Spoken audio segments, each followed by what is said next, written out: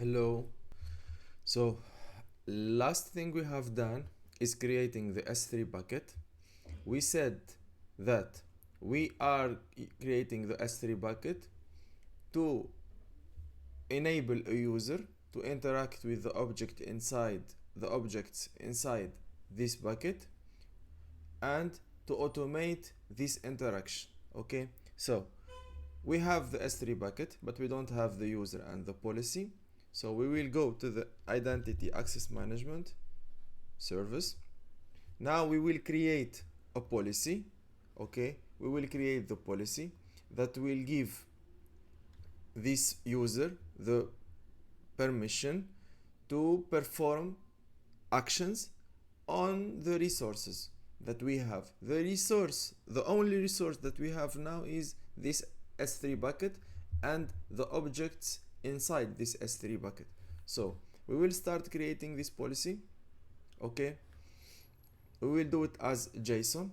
If you notice here, this is a JSON. Okay, there is some things that we need to know. For example, the version is only a version of the policy language, okay, that we will use.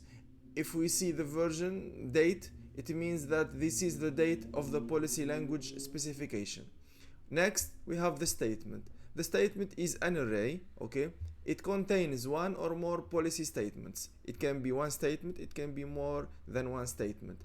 Each statement defines these permissions that we are talking about, the permissions of actions, okay, the permissions for a specific action or for more than one action.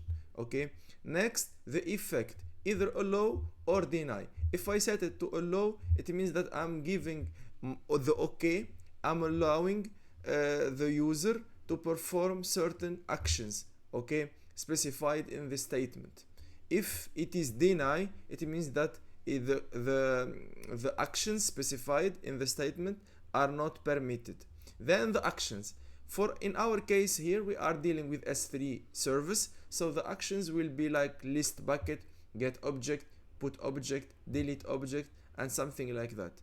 But if we want to perform all actions, we can use the wildcard star. It means that we want to give this user the permission to perform all actions to this resource, which is the S3 bucket, and to the objects inside this resource.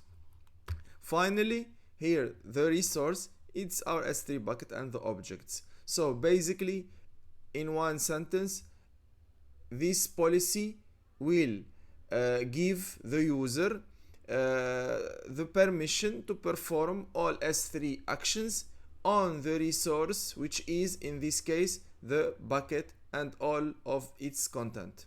Next, so here with the statement, for example, here we can put it, I don't know, for example, Naim ETL Udemy ETL Naim 1. Okay, I will allow the actions. They will, as I said, I will give it all actions, so it will be S3 and this wildcard. Okay, it means I'm giving this user all actions to perform. Then the resource, in my case here, the resource is the S3 bucket and its object, so it will be the ARN, the Amazon resource name. So AWS, it is S3, 3 like this, 3 times, and then I will mention my bucket name, which is Udemy ETL name 1, and I will also do this for all the objects. Okay, so my resource is the bucket and the content inside this bucket. I will create next. So my policy name, it will be Udemy, for example, Udemy ETL 9.1 policy. So you see here my service ETL 9.1, the resource Udemy ETL 9.1. Okay, so I will create the policy. My policy now is created. If I want to check, it is here. So now I will go to create the resource, the user. I will start by Udemy, for example, Udemy Naim 1. Okay, let's keep it simple. Udemy Naim 1. I will say next.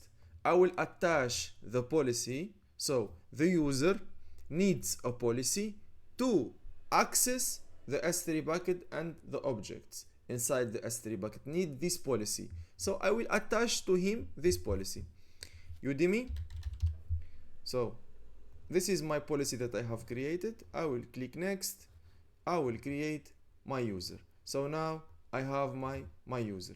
If I go here, I will find my policy. This is the summary. This is the resource name. Okay, control access disabled. I will next create an access key. Okay, created this today, and this policy is attached to him. Okay, we will move to the access of the keys. Okay, the creation of the access keys. Okay, thank you very much.